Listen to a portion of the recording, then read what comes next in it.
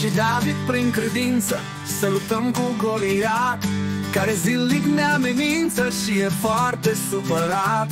Omul mândru, omul mare, s-a bazat pe brațul său. David, tânărul păstorul, s-a încrezut în Dumnezeu. Cu o piatră, doar cu una, David l-a pus la pământ. Goliat pe totdeauna este biruit înfrânt. Prin credință biruința vine dacă noi înaintăm.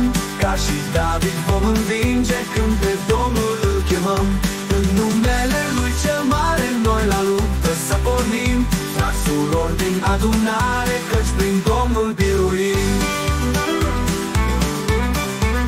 Cu Domnul vinge.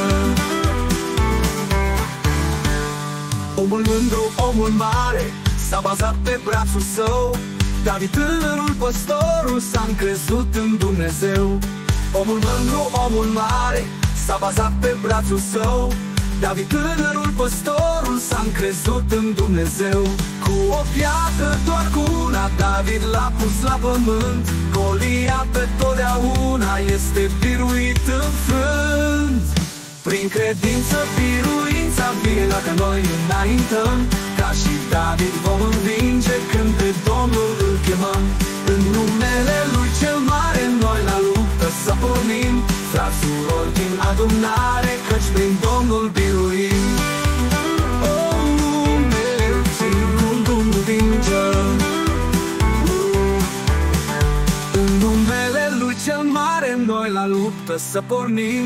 Fraților din adunare, căci prin Domnul biruim.